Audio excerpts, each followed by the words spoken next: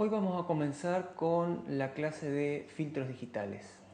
Esto corresponde al bloque de aplicaciones, como saben, y particularmente esta clase es interesante porque nos ayuda a terminar de comprender todos los conceptos básicos. Acá vamos a ver cuestiones que tienen que ver con lo primero de señales, mucho de sistemas, vamos a ver convolución, vamos a ver transformada Z, transformada de Laplace, un montón de conceptos importantes que ya fuimos viendo antes en la asignatura, pero que ahora se conjugan para una aplicación práctica más concreta, que es, ahora vamos a ver, el diseño de filtros. Entonces, este es más o menos el esquema general de la clase. Vamos a empezar a definir, aunque sea conceptualmente, sin mayores formalismos, qué es un filtro, a qué le llamamos un filtro en el contexto del procesamiento de señales. Y luego vamos a ver en dos grandes bloques métodos para diseñar filtros, filtros de respuesta infinita al impulso y filtros de respuesta finita al impulso. Cada uno de ese tipo de filtros tiene métodos particulares de diseño, dada su estructura que, como ya saben, es muy diferente en un caso de un sistema IR contra un caso de un sistema FIR, ¿no es cierto? Finalmente vamos a incorporar un tema relacionado, aunque no estrictamente dentro de la categoría de filtros, pero que también está en el programa de la asignatura, que es la modulación. La modulación, como ustedes pueden haber escuchado siempre, AM, FM, las radios, frecuencia modulada, amplitud modulada. Vamos a ver rápidamente esos conceptos como una introducción que están muy relacionados con filtros y con procesamiento de señales. Así que en esta primera parte, como les decía, vamos a ver estos conceptos generales y vamos a empezar a pensar con la idea de filtro. ¿Qué es un filtro?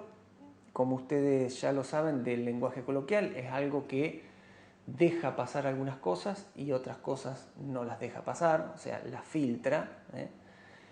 Entonces, ese concepto muy genérico, muy amplio, podría ser un filtro, podría ser un colador, digamos, que deja pasar el líquido y no deja pasar la suciedad o lo que yo esté colando. Y acá el concepto es exactamente el mismo, nada más que por supuesto siempre estamos hablando en el contexto de señales. Así que en un sentido muy amplio, un filtro es algo que filtra algo, que haya alguna parte de la señal, de la imagen o de lo que sea, que no la deja pasar y otra parte sí. Ya vamos a ir especificando a qué cosas o en qué sentido filtramos, dejamos pasar o no dejamos pasar. Y por supuesto vamos a ver los filtros elementales, ¿no? Que es para lo que alcanza el tiempo que tenemos en la asignatura. La otra distinción que es necesario hacer es más bien terminológica. Hay en algunas áreas disciplinares que el filtro se usa casi como sinónimo de lo que nosotros llamamos sistema. En definitiva, un sistema es un filtro y un filtro es un sistema. Nada más que de acuerdo al origen de donde se desarrolló principalmente el área de diseño de filtros, se necesitaba filtrar, o sea, se necesitaba particularmente sistemas que filtran, o sea, que no dejan pasar alguna parte de la señal. Por ejemplo, podríamos dar el caso del sonido. El sonido, uno a veces quiere filtrar un ruido, que significa que es eliminarle el ruido a una señal sonora, por ejemplo. Pero básicamente son términos muy intercambiables. El término de sistema es mucho más amplio, un sistema, pero en definitiva un sistema siempre es un filtro, o sea, siempre va a haber algo que filtra, algo que deja pasar y algo que no. Ante una entrada va a dar una salida que no va a ser exactamente igual, porque si no el sistema sería trivial. Y por lo tanto, un sistema siempre va a ser la función de filtro, ¿no? Así que en esta cuestión de sistema versus filtros es más bien una cuestión terminológica, es más bien muchas veces si uno está más cerca del área de electrónica se habla más de filtros y si está más cerca del área de sistemas o de informática se habla más de sistemas, pero son términos bastante intercambiables. Como les decía, hay varios ejemplos de filtros y si lo pensamos en términos de que cualquier sistema es en definitiva un filtro, bueno, ustedes ya vieron muchísimos ejemplos de ese tipo, Por ejemplo, en el monitor de la computadora, en el cable, ustedes ven que hay una zona más gruesa del cable que le llamamos filtro y que efectivamente es un filtro que filtra o elimina las interferencias electromagnéticas para que no se metan en la señal de video y arruinen lo que estamos viendo, haga que se distorsione la pantalla o que aparezcan ruidos. Y prácticamente por donde miremos hay filtros. Ese filtro en particular, para dar un ejemplo, es un filtro analógico, es un filtro que está construido con, digamos, capacitores, resistencias, cosas de ese tipo, pero nosotros en particular, dentro de la asignatura, queremos diseñar filtros digitales. De todas maneras, vamos a ver algunos ejemplos de filtros analógicos. Entonces, comenzamos con una parte que a veces es un poco aburrida, pero que es bueno tener un panorama general de todos los tipos de filtros que hay y de las grandes clasificaciones. Entonces, vamos a hacerlo rápidamente, vamos a clasificar los filtros, van a ver que los vamos a clasificar en general según cosas que conocemos ya bastante. Y esta primera clasificación es de acuerdo a la respuesta de impulso. Si un filtro o un sistema, en la terminología que venimos hablando, tiene respuesta infinita al impulso, entonces es un filtro IR, un filtro de respuesta infinita al impulso, que como ustedes saben corresponde a sistemas AR o ARMA en el caso general. Y por otro lado, los filtros no recursivos o filtros FIR son los filtros de media móvil, los MA, y le llamamos los filtros FIR. Así que esta clasificación remite directamente a una clasificación que ya conocíamos del sistema. Otra forma de clasificar los filtros es de acuerdo a las frecuencias o las componentes frecuenciales que dejan pasar.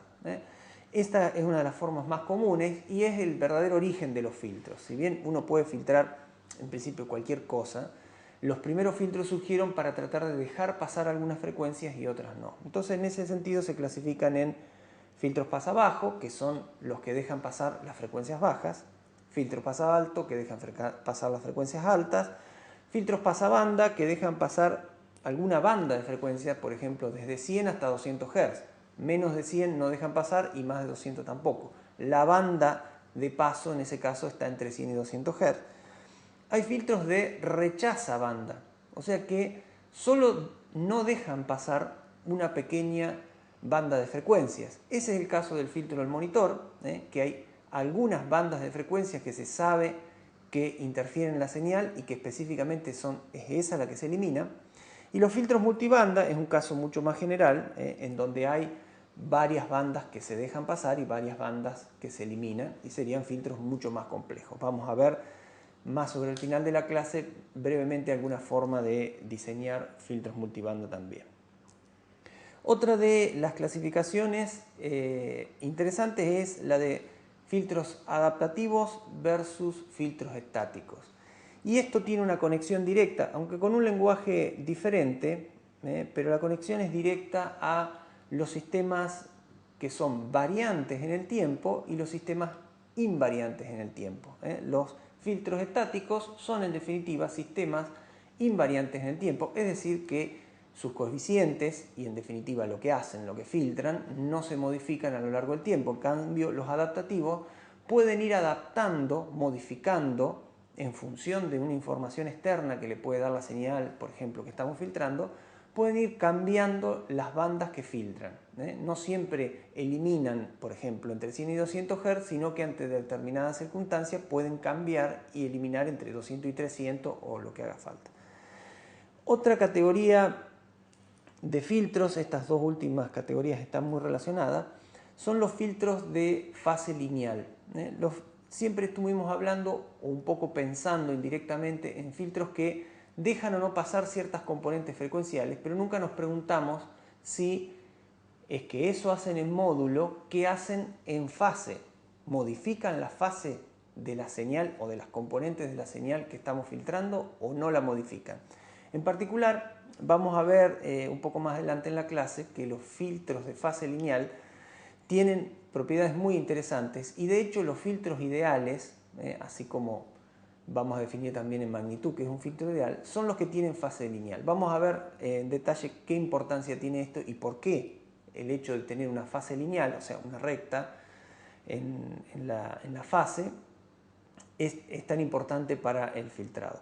Y por otro lado, pero muy relacionado, están los filtros para compensación de fase. O sea, los filtros de compensación de fase son filtros que no modifican la magnitud, o sea, no eliminan componentes frecuenciales o las reducen o cosas así, sino que solo modifican la fase y tienen por finalidad compensar problemas de distorsión de fase que sean previos a la aplicación del filtro. Por ejemplo, yo podría querer tener un sistema que filtre con fase lineal, como yo les decía que sería un caso idealizado, es a lo que uno aspira cuando hace un filtrado ideal, y resulta que hay previamente algún proceso que filtra la señal y que yo no lo puedo modificar, que hace que la fase no sea lineal. Entonces yo podría querer dejar la magnitud tal cual está, o sea, no eliminar ninguna componente frecuencial, pero corregir ese problema de fase que tenía ese sistema de filtrado. Para eso se utilizan los filtros de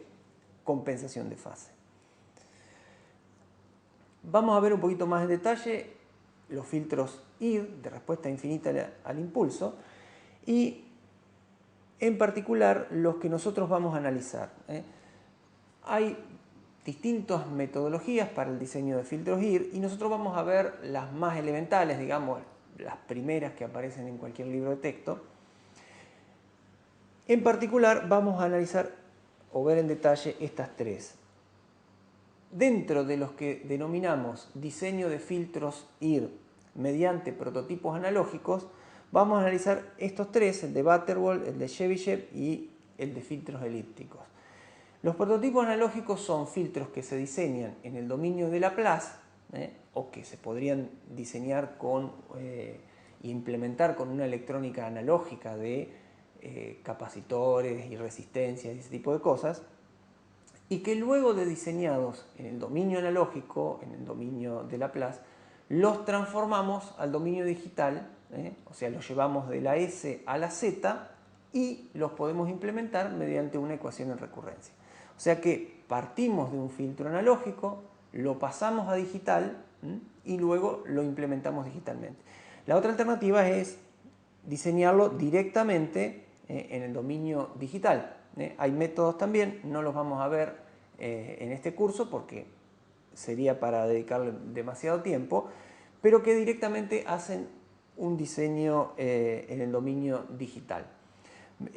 Una aclaración que no hice al principio, que es interesante, que en otras carreras donde es mucho más importante este tema, se suelen dar 1 o 2 cursos completos de diseño de filtros. Así que imagínense que lo que vamos a ver en el contexto de esta asignatura es lo básico, más elemental, y tiene por finalidad darles una herramienta, que es la capacidad de poder diseñar filtros, aunque sean elementales, pero también revisar muchos de los conceptos básicos que vimos antes, como yo les decía, la transformada de Laplace, la transformada de Fourier, la transformada Z, la convolución, los sistemas de respuesta finita, infinita, etcétera, etcétera.